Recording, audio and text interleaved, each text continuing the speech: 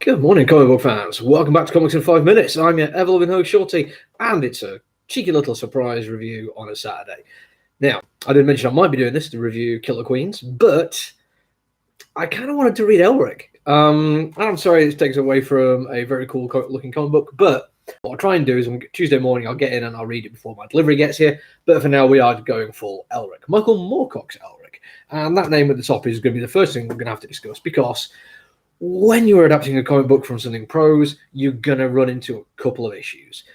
First off, it's the writing. Do you just do a direct transfer of editing in quotation marks and whack it onto the page?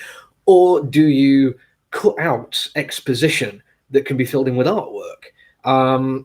Now, I don't know this because I've never read an Elric book in my entire life, which is unusual because I quite like fantasy noir stuff. I think it's really cool. It's a genre I read quite a lot. Don't know why Elric's kind of never made it onto my radar, but there you go. So I don't know if this is somebody who is strumming away superfluous verbiage and making it a little bit tighter and relying on the artist to do anything. It doesn't feel that way. It feels like they're letting the characters just run into their dialogue in much the same way Moorcock would have written it.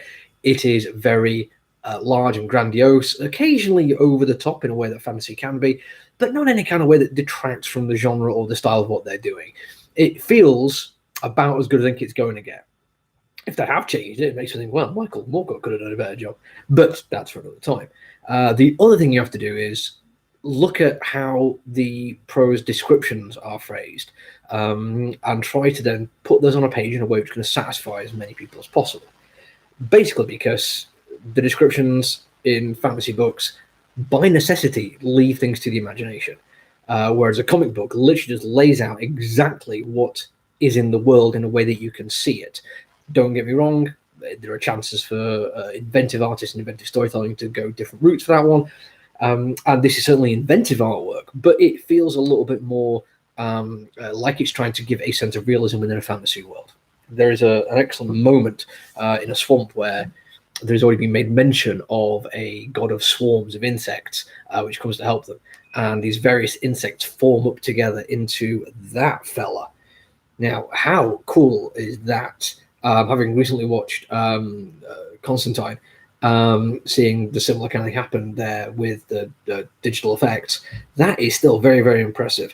They use the fact that it's a fogged swamp, and they use that to basically show distance with the fade out of the colours of the creature to give a much better sense of size than literally just the size of the paper on the paper. Yes, you can see the smaller humans there, so you get a gigantic size, but that kind of fades away. Well, yeah, fades away very apt as you see the creature fading away into the background, realizing just it's not the size in terms of how high it goes up, but how far back it goes as well. Very effective use of comic book art there. So what we have is a very well written comic book within the genre of fantasy noir, an exceptionally good looking one. There's a little bit earlier on where we have a shot of a small town or settlement next to the sea, and the level of detailing that goes in on the various ships there is absolutely immaculate.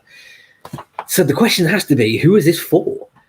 Is it for people who have read the Elric comic books, in which case how is this version going to appeal to them? Or is it for people who've never read it before, in which case is sticking to the original source material a little bit too much necessary? Can you not veer off the path? Can you not go and try out something new or something different?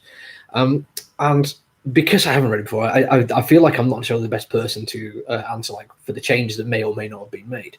What I will say is, having never read Elric before, this book not only makes me want to carry on reading the comic book series and even try out some of the early ones, as long as the art style and the sense of drama and the narrative flow still works very effectively.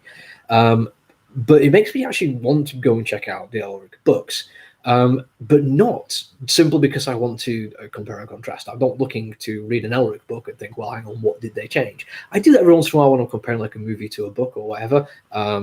With the new version of Candyman coming out, I recommend people go and watch the original and then go and try and find the Clive Barker story it's based on, just to get a sense of how different things can be, but still work effectively. But for this, it makes me just want to go and explore the rest of the world, which means I think it's done its job better than I expected it to. I'm not interested in Elric to see how he got made into a comic book. I mentioned Elric because he is written as an interesting character. Yes, a little bit grim dark, oh woe is me, full of woe, because he basically exists to murder people with his magic sword who helps him. But there's definitely like some elements to that character which make me want to find out more about them. The world is so well crafted on the page here that I'm intrigued to see where the source material comes from and explore that in a wider sense. See if that prose style stays as evocative as the artwork does on the page. Generally, this is a successful comic book. If fantasy or fantasy noir is your thing, you can't really go wrong checking this out. Anyway, I'm done for the week. I'll be back on Tuesday. Until then, look after each other, everyone. Stay safe. Bye.